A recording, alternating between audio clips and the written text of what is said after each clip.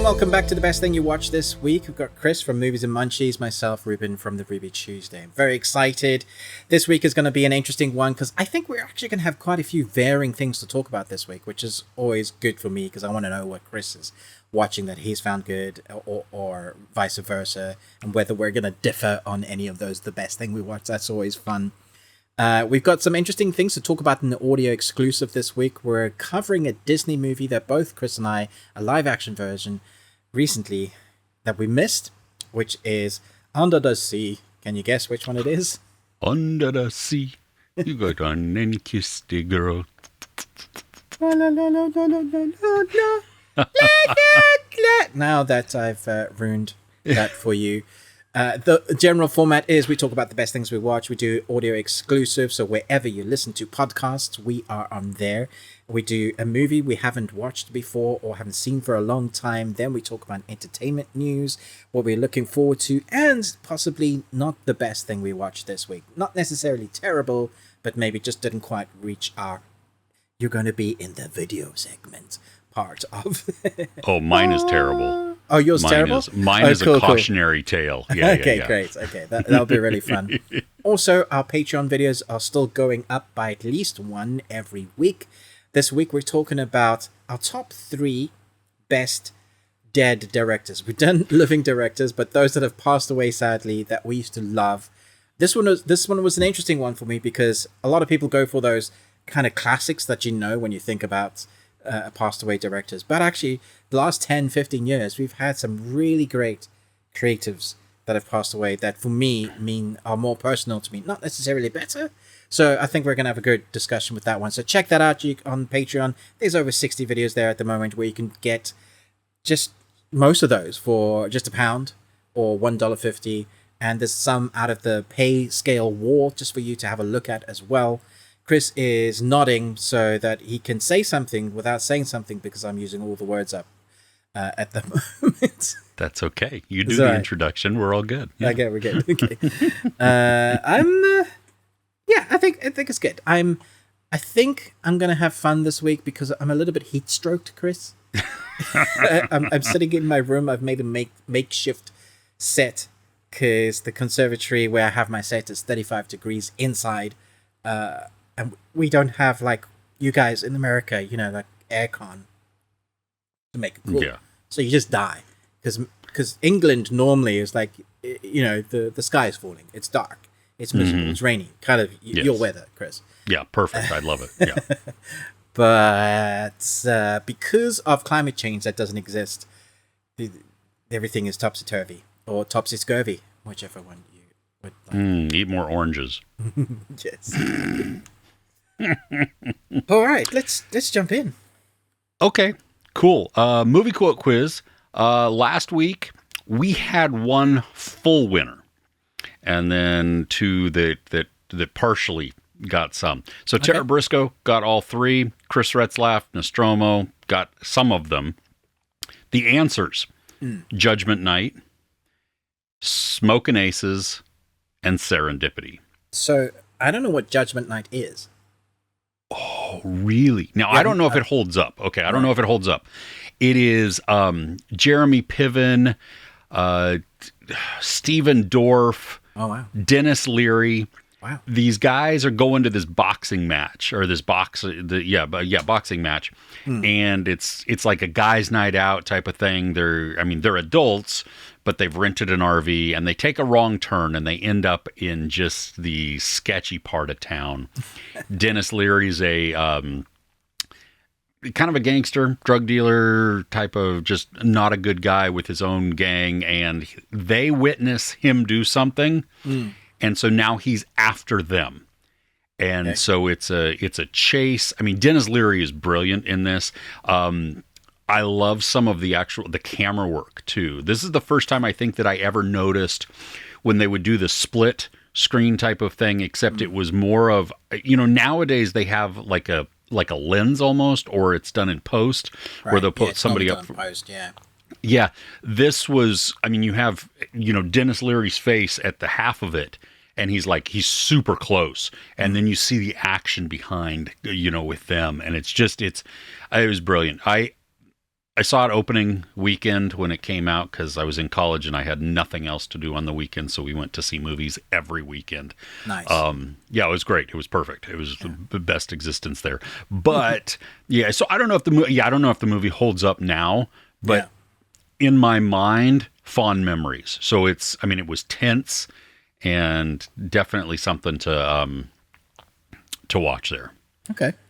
Nice. So have you got 3 more for us? I do have 3 more. This is like dear to my heart with the theme. Okay. I'm not sure everybody's going to get what the theme is, though. Right. Which I like. Okay. Number 1. Yeah. This movie was shot in 3B, 3 beers, and it looks good, eh? Okay. There's a part of that pretty much gives that one away, but that's okay. Okay. Okay. The way you expressed your opinion to Bobby Ridgway, by the way, his testicle retrieval operation went quite well, in case you're interested. Nice. Okay. They call these guys bonies. They don't bother us much, but they'll eat anything with a heartbeat. I mean, I will too, but at least I'm conflicted about it. And I know all of these, but I also can't name them. Damn it, Chris. So let us know in the comments. The bonus points if you get the theme. But yeah, there you go. Ruben, now, do you have a question? Yeah, this is a really fun, easy one, on point for us. Because for me, these change depending on my mood and time of year and what I've watched. Chris, off the top of your head, name your 4 current best movies. The way back.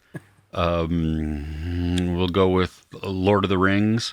Because all 3 are one extended edition, the only version that exists. Yeah. And while I normally wouldn't say this, I'm going to say The Martian because, as I've mentioned before, I watch it like 6 to 8 times a year. Yeah. It's just a happy movie for me. And I watch the extended edition now because my wife got me the 4K and it had the extended edition on there, so it's even better. Okay.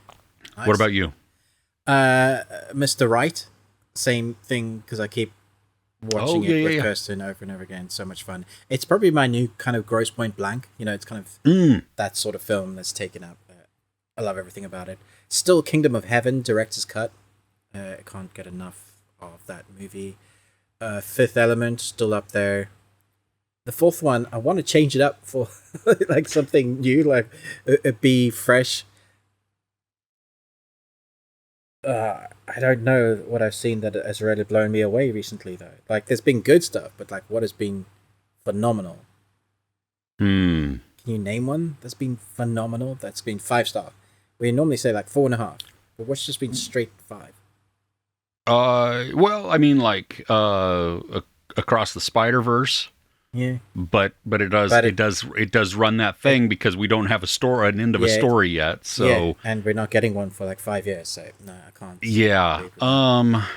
What are some movies? The Meg 2. How about that one? Yes. The Meg 2.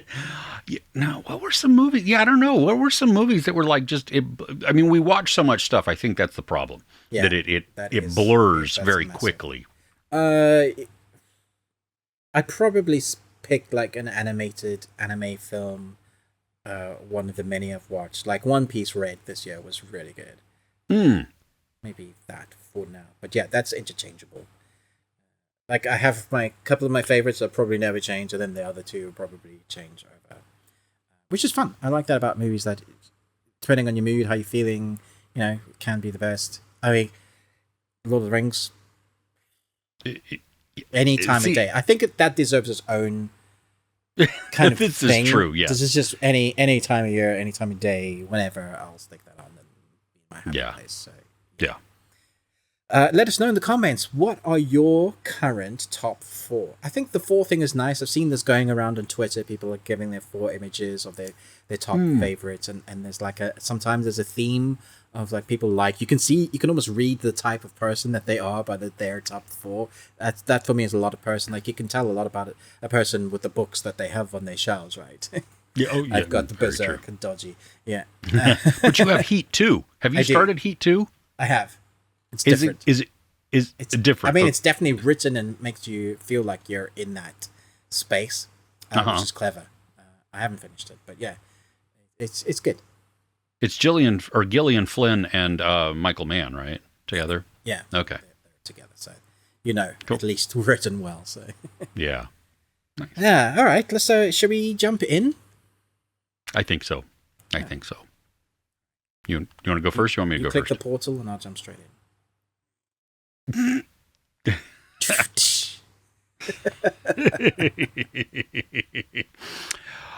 Okay.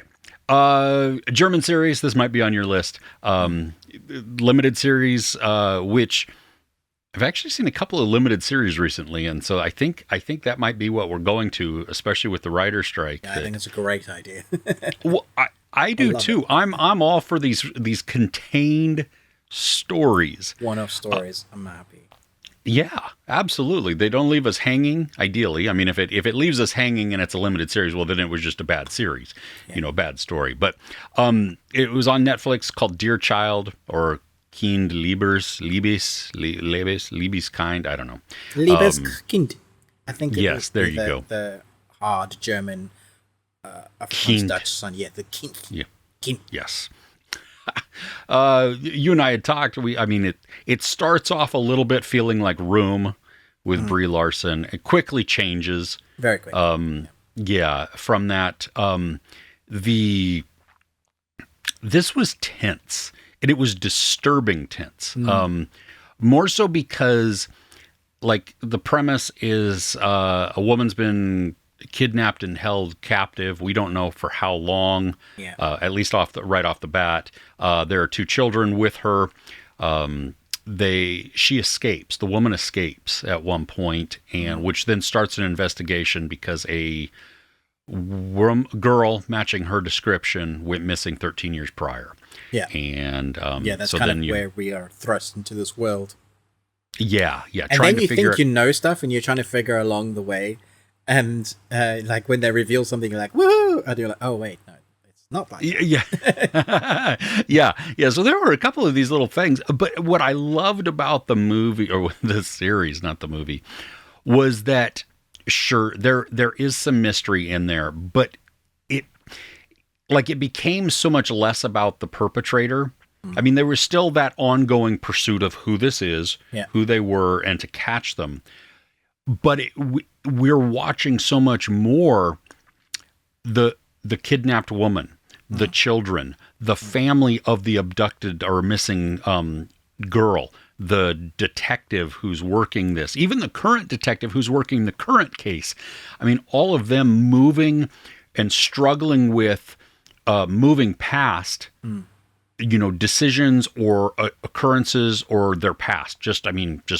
Whatever their history, or, and for the kids, they don't have a lot of history. So it's just out of their present, moving away from that, and we have this scene where, multiple times, the kids are forced inside the room to show their hands to their captor.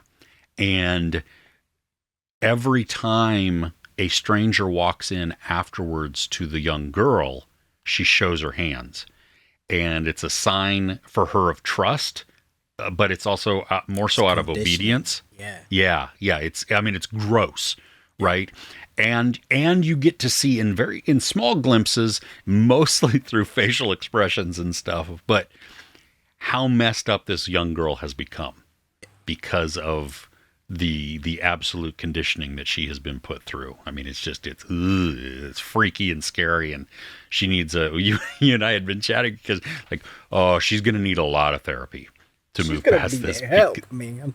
Yeah, because the way she is at some points, especially with some of her looks, it's like, wow, it puts the lotion on its skin or else it gets the hose again. Because but it's short. What, 6 episodes, right? Yeah. Was it 6 episodes?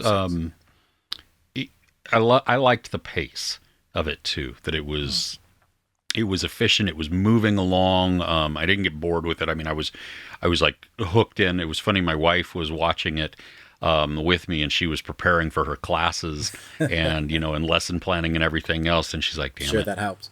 Yeah, no, she was like, So she was good. just like, I didn't get any work done. What's going on? I'm like, I got sucked into the show. And so it's just, yeah. Anyway, what'd you think of this? Yeah, I really loved it. I thought it was a breath of fresh air.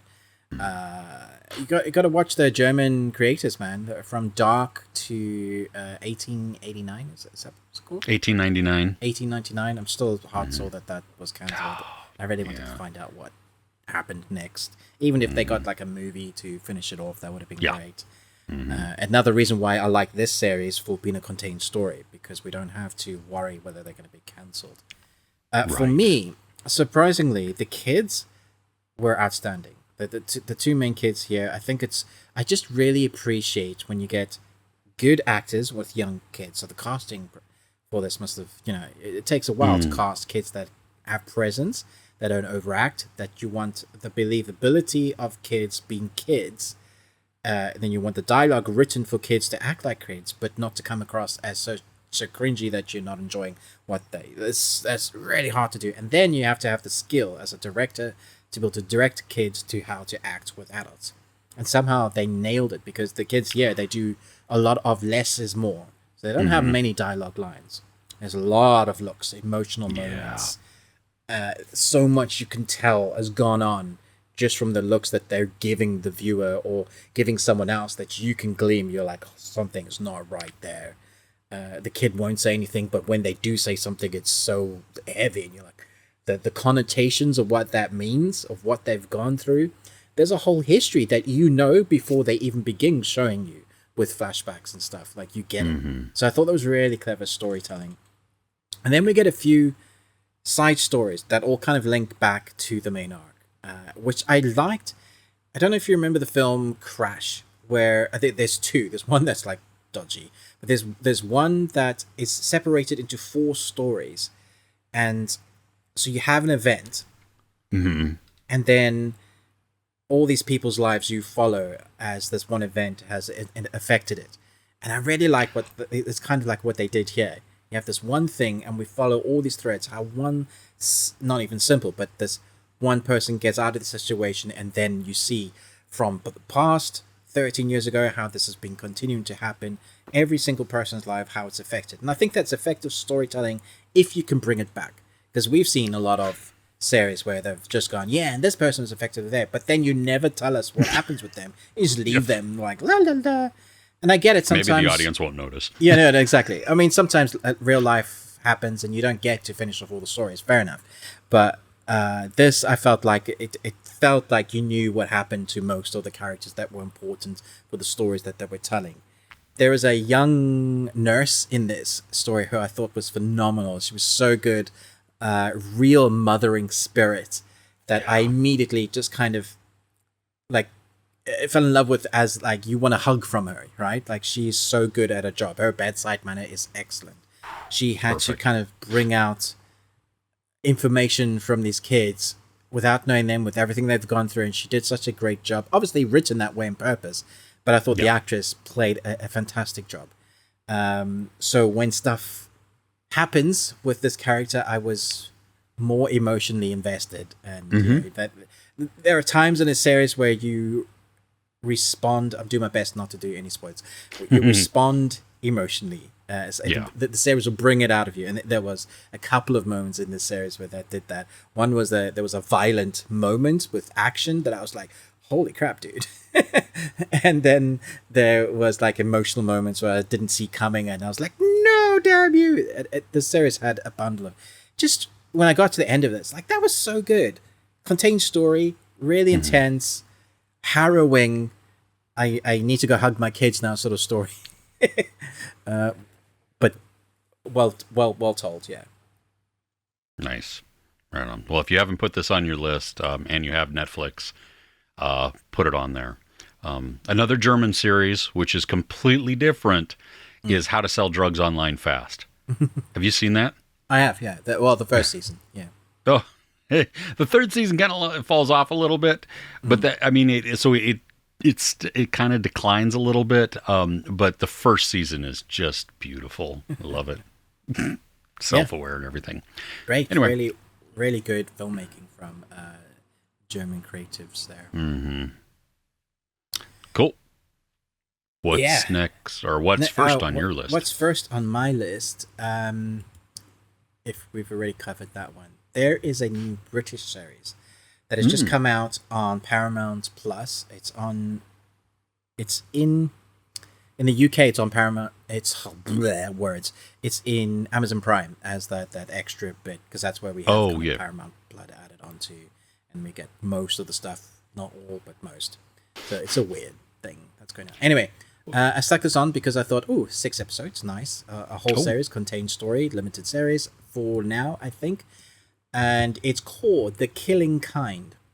And I don't know if you've ever seen the British series Merlin, or you know of it, but I know of it. The main character, who is Merlin, Colin Morgan, plays one of the main characters in this, John Webster, and he plays such a different character. He's like an ex-stalker creeper dude, and he plays it perfectly. So the story centers on a barrister named Ingrid Lewis, who defends John Webster, the Merlin dude, against the stalking charges, only for Webster to turn on her, which is not exactly right. He becomes a little bit infatuated with her, really loves her, and he's trying to protect her because something is happening in her life. The thing that's amazing about this series, apart from it being a contained 6-episode story, is that Kirsten and I, we literally went, it's this person in episode 1, and this person in episode 2, and this person in episode... By the time we got to 6, when the story was showing us who it was, we're like, nah, it can't be. And then when they went, and it's something else, and you're like, what?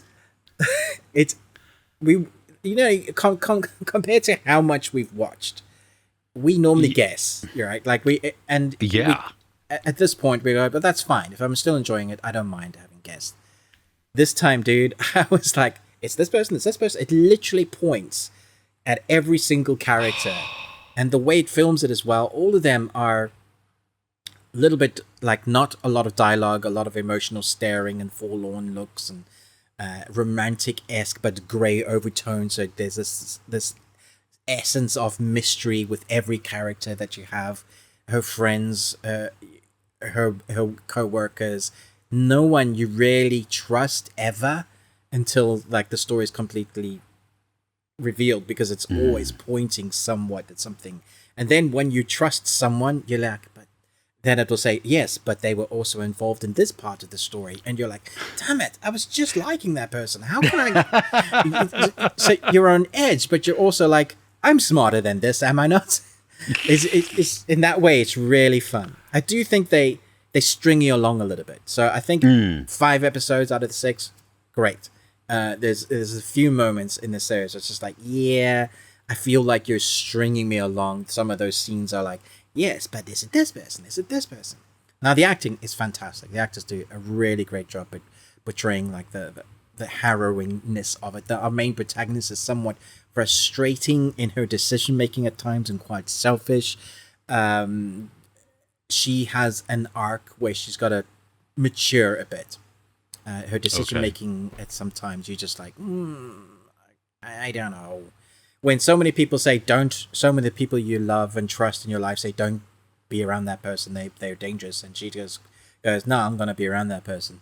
Then you're like, okay, well, whatever trouble you find yourself in, you deserve it, sort of thing. But then the story will again pivot, and you'll be like, oh, okay.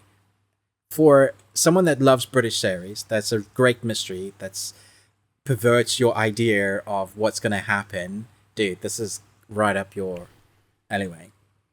Dude, okay, so this is what's killing me, is that I pulled it up on IMDb and clearly states that it is a Paramount Plus production. Yes. That it's all out in the UK, came out on the 7th. Yeah. There is absolutely no U.S. release date. I even logged into Paramount Plus while you were talking, and they can't find it. It doesn't exist on Paramount Plus. Ridiculous. Why is this? I know it's British, but it certainly this would do well everywhere. I love a mystery where I am wrong so many times. Right? That is the best. I love it when I can't figure it out. That's what I want. Yeah. Oh gosh. Oh man, just use a VPN. Come on. I'm gonna have to, because this is. Yeah. Oh goodness. Okay. Well, I'm glad you brought this up, because this is right up my alley. Yeah, it's good. Yeah, for those of you on the audio that couldn't see it, Ruben was talking, especially towards the end, about, liking mysteries and British and dark and everything like that. I'm just pointing at myself, because totally that's me. Oh, man. So what's next on your list? I only watched I watched the first 4 episodes. The first 3 episodes of this series have dropped. Apples, The Changeling with Lakeith Stanfield. Yeah. I don't. I love it. I don't know what's going on, which I kind of like even better. I'm with every episode when it finishes, I'm like, I still don't understand what the hell is going on. They're hinting at some supernatural stuff, but it's also could totally be just mental people breaking down. Well, yeah, and in the synopsis, even at the very beginning, I think with the narrator, they talk about it being a fairy tale. And, real fairy tales are dark and disturbing and just horrific morality plays, really, But this, I don't know. I mean, there's the way this goes is that this guy, Lakeith Stanfield, he plays Apollo, and he's a god. Yeah, well, he says that a lot, yes. Which has me wondering if he actually is at some point, if they're going to bring that in. I don't know. Yeah. But he's an everyman, which I really like. I mean, he's very relatable. He's just a casual guy. He sees a girl that he likes, and he's persistent and tenacious about asking her out. Yeah, basically, yeah. But he's kind, because she says no when he asks her out, and then he walks away. And then he comes back, and she says yes. And I think you see it in her eyes that she's not horrified by him or terrified from him. No means no, Chris. Well, it does, but to me, how it appeared in this is that she's flirting, But yeah, you're absolutely right, though. I mean, if they say no, just walk away, count your losses, and you're good to go. They finally, they get together, and they have a child, and that's not a spoiler. They get married, they have a kid, and things start to go wonky from there. There's weird stuff that goes on, like photos just kind of disappear. Yeah, you hear people yelling, "That's not a child," or "It's not a child," and you're like, "Wait, what?" I mean, even a bum on a street. But even the title suggests that of what they're saying, right? Like you're like, "Oh, is that what they mean?" Exactly. Well, and what's crazy too is because there are so many different. There are several shows and movies with this title. Yeah, it's true. And so but don't go in thinking that. That's the thing, because it's its own thing. I just wish they would have changed the title. I mean, I know it comes from a novel, but I wish he would have. I agree. Yeah, I agree. Yeah. So, the first 3 episodes go from mildly unsettling and cute-ish to then dark to then what the actual F is going on. Okay, so I've seen the first 3, and I thought the third one jumped a scale. Like, it was way dark. The way it opens up, you're like, oh, holy crap, this is wait, how did we get here? Yeah, when did this happen? Like, this is a major shift. Yeah, well, and I love how it ends. Because they say Lakeith Stanfield's character comes across a revelation type of thing. Oh, he says a word. Yeah, like, and with you're a question mark. Yeah. And you're like, oh, that kind of makes sense. Yeah, but what does that mean? It also doesn't answer anything, just gives you more questions. No, just, yeah. And it was funny because I watched it early for the review and my wife didn't get an opportunity to watch with me. So yesterday she was catching up. And so she watched the 3 episodes and she keeps stopping it. And she's like, what is this? What does it mean? I'm like, what is happening? Yeah, I just look at her. I just smile. And I'm just like, you know, and then, it's quite fun though the way they set it out. There's like confirmation of weirdness going on, which I like, because there's moments where, how do I without spoilers? There's the wife would have seen something, and you think she's nuts, and then later on, somebody else sees something, and you're like, oh, okay, wait, then. That's too much of a coincidence. yes. So have you watched past episode 3? No, we just watched the 3. Yeah. Okay, because it gets even more more weird. Not so there's more 8 weird. episodes, right? Yeah, and you know me. I'm more of the proponent of drop them all at once. Let me watch at my leisure, or let me get my binge on. Yeah. I don't like being strung along week to week. Yeah. I do like that these are like 45, 50-ish minutes. So that makes me better. But this, oh my gosh, I think this is a series that will literally keep you coming back week after week because the reason why it's not on the best thing I watched this week list is because I'm worried that it's not going to stick the landing. I feel like they're stringing us along and they were like, is it or isn't it? And then will we even care when we hit that like episode 8 and they do the reveal? Will the reveal be worth the 8 hours of, oh, this is cool? Because so I'm worried because we've gone through a lot of these. From as a classic, what the hell is going on? Oh, and then you just feel like you're being strung along the whole time. Because I've seen episode 4, we do progress in the story. Which makes me feel better about this. Again, you're absolutely right. They may just blow the landing completely, but it continues us on. It moves us forward in this. While I still don't totally understand what's going on, I have a better glimpse now of it as some really loud bike goes by my house. Okay, I can't hear it. Oh, you can't? Oh, no, that's good. I can now. Yeah. Because Chris did sound Some effects. Some annoying person is making odd sounds.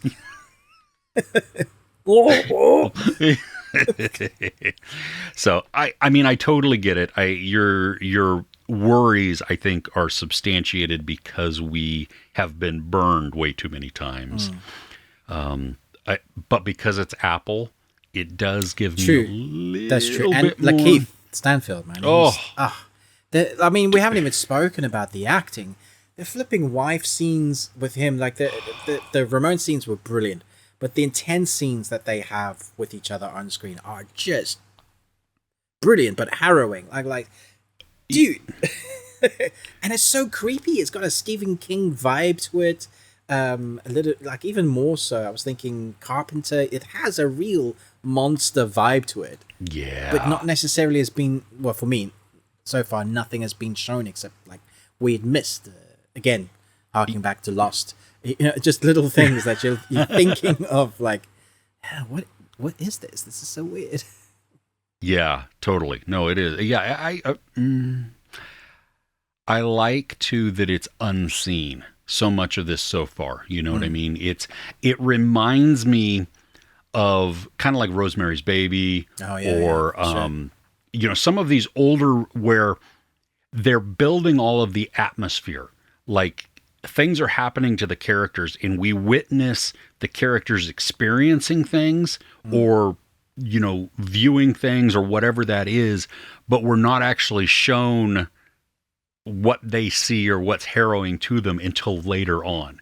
Yeah. And as long as they don't tease us along with something stupid, then I'll be okay. If we get towards the end and it's like a cheap twist, then I'm sorry, you wasted my time then, and that's not okay. Yeah. So as it stands right now, I'm loving it.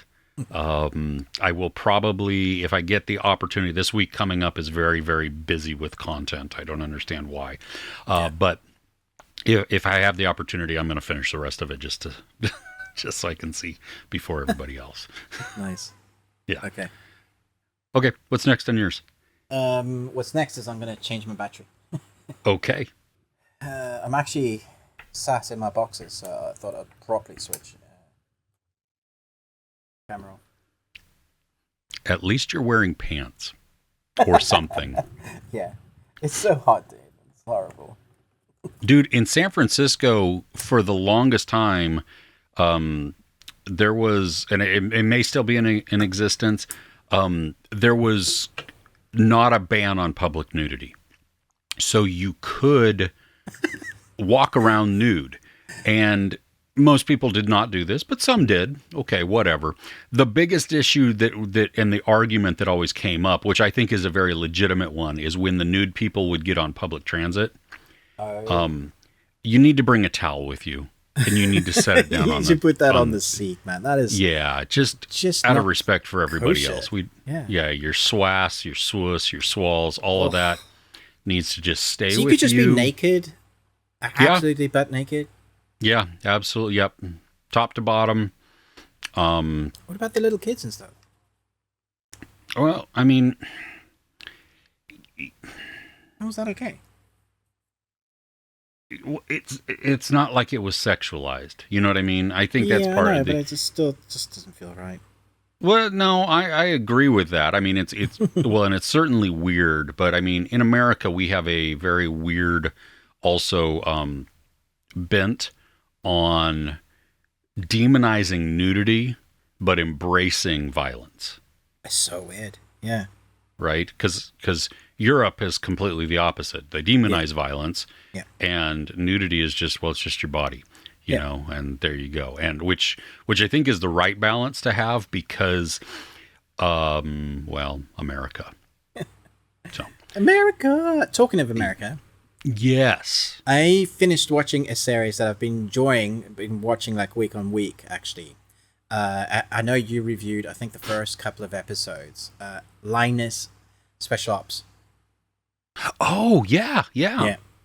This was a really nice breath of fresh air in terms of, you know, all those series we get, like, you got SWAT, like, there's so many American series. This felt less like Americanized serial TV, more like a movie that was broken up into, like, chunks of a single story. So rather than having that episodic, you know, solving the case of the day, we had this young woman whose only way to escape her life that she was in was going to be in a Marine, and then she kind of was perfect for being in the Lionesses, which is being heavily undercover and taking down the target, whether you can do that by yourself or kind of put a little red dot in him and have him explode. But if you've seen the beginning, first episodes show, well, literally the first episodes show how things go badly wrong, and if you're discovered, you die. And so the story really, I thought it was quite beautiful and well done. So when you get the action sequences, they're fantastic, believable. Later on in the series, because I think, Chris, you're yet to get there, there's like when the team work together, they're so precise that the actors, you forget that they're actors. You just feel like, oh, I'm watching a movement of guys being sent out on mission. And it's done in a way that's realistic, but also looks cool in TV. So you know there's a balance between what looks good on screen and what is accurate. Like all that. For me, the heart of the show is when we see our leader, what's her name? Is that Zoe Saldana? Zoe Saldana, yeah.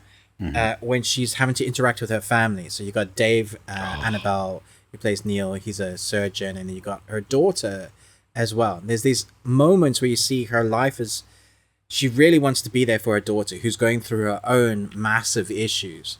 And it's seeing the dad trying to balance this broken relationship with his wife and being a dad and mother, basically, to the daughter. And then whenever the mother comes back, she's trying to implement herself into their lives. Now we see this family go on a massive arc during the 8 episodes. Like, they really kind of come together as a family unit and work out all their crap. But you see how much of a toll this type of lifestyle takes on being the leader of this and trying to compartmentalize family units and then that doesn't always work. It kind of bleeds across. And so then we have this interesting relationship where she's formed with her new the new character, Lisla de Oliver is the actress, but Cruz is basically the character that she's taken under her wing, put through the ropes, harrowing like training, like the worst, like to see if she will break. And she is embedded, as we've seen right at the beginning, but she's embedded with this young woman that she's got to befriend to get close to the bad guy. The thing is, she gets really close. And again, she's now having to compartmentalize a relationship with what her job is. And then actually realizing that the people that they're targeting are humans and actually nice. So I think this is the good thing about storytelling. When you can show that bad guys aren't just bad guys and evil, they're multifaceted. And what you think is evil, they might not think is evil. There's a really interesting story that this series goes on where they show the upper echelons. They have like a top 10 hit list, right? Mm-hmm. And if you can get one of the agencies, you can be in the news if you can get one of those top 10. So this is the reason why they're targeting the CIA with their special forces are trying to do this as the Lioness trying to take off doing their jobs. But once you see the bigger wigs realize that they're going to do their job, suddenly things start to take a turn because the person they're trying to attack is responsible for a ridiculous amount of oil control, and that would actually change the shape of their business. And you're like, oh my gosh, this rings so true. And so you have that kind of realism in the story. You have them trying to compartmentalize their jobs basically with their personal lives, and then you have the people on the ground floor who are doing their jobs for people that are basically dicks. And that is and it's told really well. So by the time you get to the end, you're like, I want to know more. I want to see more of this series. But I love the characters. They've done a really good job and the acting ability of Cruz as well was fantastic. I mustn't forget the woman that she acts with, Stephanie Nur, who is Alia. She has so much presence on screen, and what she goes through, she's basically enjoying her life before she's been sold off to be married to a person because she doesn't get to choose.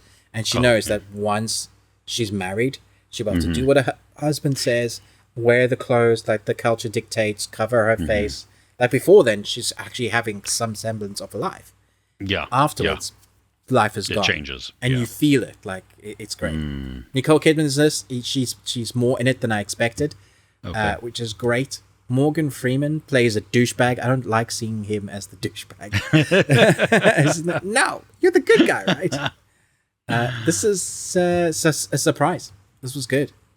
Awesome. Yeah, somebody hit me up on Twitter that had watched it because I had talked about it. And they were like, oh my gosh, this was not even on my radar. And it makes me now, in hearing you, I want to finish the series because I just fell off of it. I love when when a story can humanize the bad guy and make you as the audience member feel conflict about, because it's easy to just root against the bad guy because they're evil. There's without doing spoilers, because we know the daughter, that the father is the bad guy, so we know that's why she's been implemented to. Sure, yeah. There is a moment where we meet the bad guy, and he's in his boxes in the kitchen eating ice cream, and the nicest guy, and I'm just like, yeah, I mean, this is real. He doesn't see himself as the bad guy in his world. He isn't. He isn't, anybody will buy the oil. I'll sell it to whoever wants to buy from me. I'm just a businessman. And you're like, I get it. It's tough. Well, and wouldn't it be funny to take that character but place them in America and make them an American? Because that same argument would be like, oh yeah, no, how dare you try and they confront that. Nice. Well, our main character makes that. Said you just this. And the consequence. So the consequence of taking that guy out, if they manage to do it, is then they're basically saying, "Oh, the Americans did this. See, we're justified in our hate." It's a really interesting conversation to have. I thought it was really well told, really well done. Nice, that's great. Sweet. Yep. Okay. Gonna have to finish it. Yeah. Do it. Cool. Last week, for our Patreon, we did a video of our top 5 musicals. Yes. And it just got my brain thinking, and then we were having discussions as a family. Kids come over for dinner once a week, and we'll either play a game or we watch a movie or whatever. Yeah. And we've had a couple of movies on our list that were like, oh, we need to watch this or whatever. And then I don't know why, but because my daughter-in-law has never seen Baz Luhrmann's Romeo and Juliet. Oh, wow. Okay. Yeah. And so we were like, oh my gosh, we have to watch that. That is going to be outstanding. I can't wait to see this. And then I was like, but you know what I really want to see? I want to watch Moulin Rouge. And then everybody was like, oh, I want to watch Moulin Rouge too. And so we ended up watching Moulin Rouge. Oh, great. Okay. It's been quite a few years since I've watched it. By the way you talk about it, I felt like you watched it every year. Yeah, no, the music, now I have listened to the soundtrack, like if it were actually like a cassette tape or vinyl, I would have like eaten through it from listening to it so much. But I mean, the songs are amazing. I do like the story. I think it's quirky enough, to have some humor in it, but it is also wildly dark and sad, especially as you have Ewan McGregor pining after Nicole Kidman and their relationship that starts out mistaken and then fake and then real, and then her conflict of the boy that I love is going to be killed if I don't push him away. I'm going to save him, but I can't tell him this. Why? I don't know. Why wouldn't you just tell him? You know what I mean? And then, her dealing with her own health issues and stuff. And the movie is frenetic. There are parts of it that I remembered liking more than when I rewatched it. Interesting. The first time that we enter into the Moulin Rouge and Jim Broadbent is there as Zidler, and they're doing all the different dances and stuff. I mean, the music is still great. I love the mishmash of modern songs, and like because he takes several songs and pushes them together with different lyrics and different music. I mean, you got Nirvana in there and whatever that French word is with Lady Marmalade. It felt a little rough, I think, at the beginning in that part of it too, before it found its groove again. Right. Because I love the beginning of it. I love where Ewan McGregor, he has a son, but I don't know what his son's name is. Yeah. Yeah. I think I was going to say Ethan Hawke or Ethan Hunt. All right, neither of which are correct. And one is only a fake person. But like the beginning where he takes over for the playwright, and they're putting the spectacular together. The movie's a little long. It's over 2 hours, which is longer for like a musical type thing. Not if you were seeing something on a stage, but as a movie version, Have you seen the theater production? I've never seen it. No, I don't even know if that could work well. Just because the movie version bounces us around to different spots so quickly, there are some wonderful montage moments that and it's not unique to this movie. I mean, you see them in Les Miserables, you see them in a lot of musicals where it becomes an ensemble piece, but a song is happening here, and yet it's illustrating something different, even though there's a ton of action going on, with the one who's singing. And that's when they're doing Roxanne. And then you have Nicole Kidman with the Duke, who looks like a rat. I mean, he literally looks like a rat when he's on there. I need to watch it. It's been so long since I've seen it. Yeah, no, give it a go. It.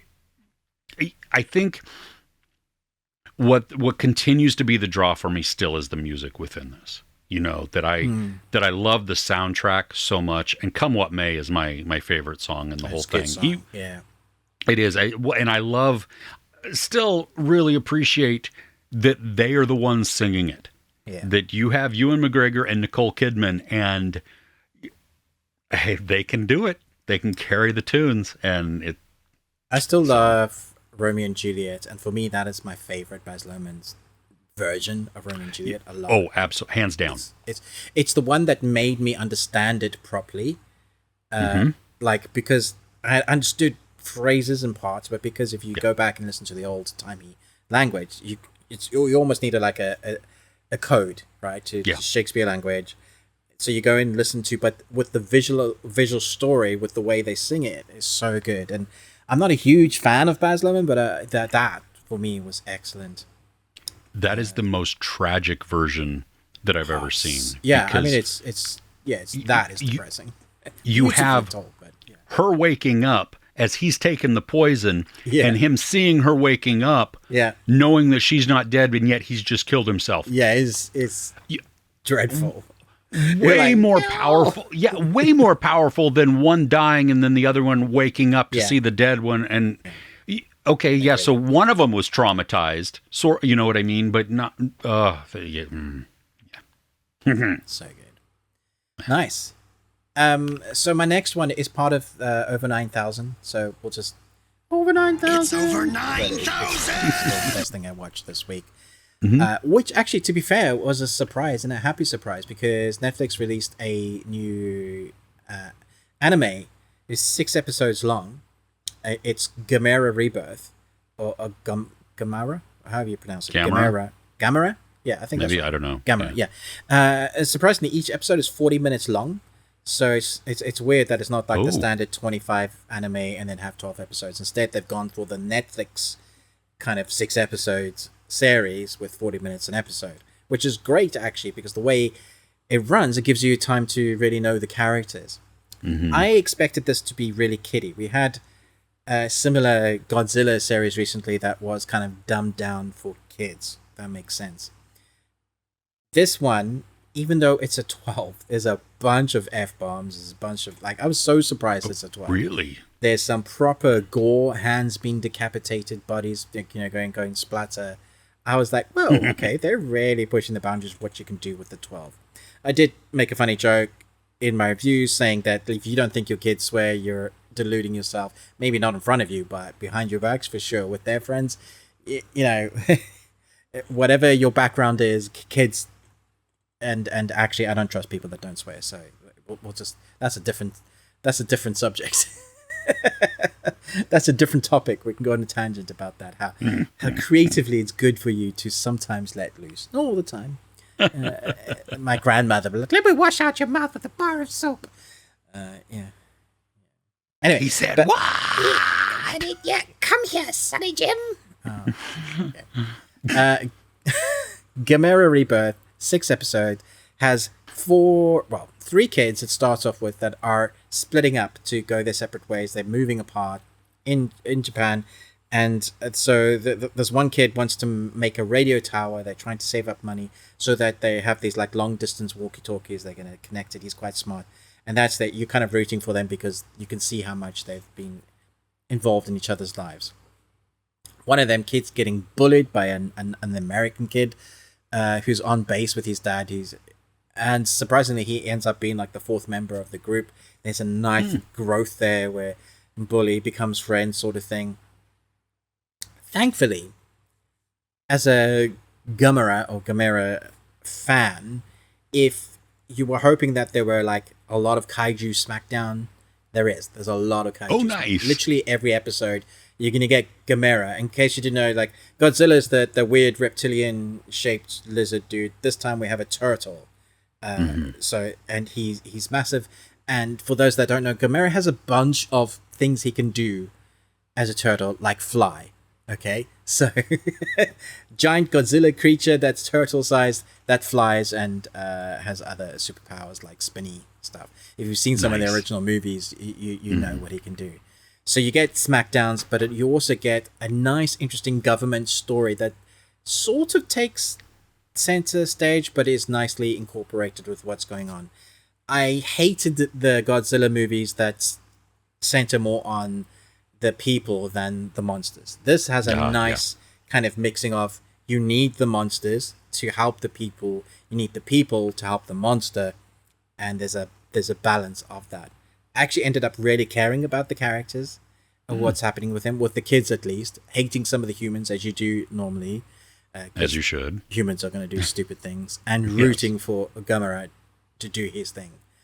There were moments when he was like doing stuff, was like, come on, when the score kicks in for his theme, like second or third episode in, you know it, and it like every time there's like a fight sequence, it looks good, even though there's a mix of that 3D kind of 3D CG animation that they do. They have like a 2D backgrounds as well. Characters look that mix of 3D, and it works. Doesn't always work, but it works for this. This was surprisingly good, and I could stand to watch a lot more of this. Do you get the sense that there will be more? Like they'll do more seasons? Yeah. Oh, cool. Sure. There's a contained story, but if you watch at the end of the credits, there's another kind of, this is what we're hoping to do with this character. I'm like, fun. I'm down for that. Nice. Very cool. Are there more in your over 9,000? Yeah, I can talk about one more. Okay. I've been watching Jujutsu Kaisen season 2. Every now and again, I'll touch on that. We had to wait for a couple of weeks because there was like this break, whatever break that they had.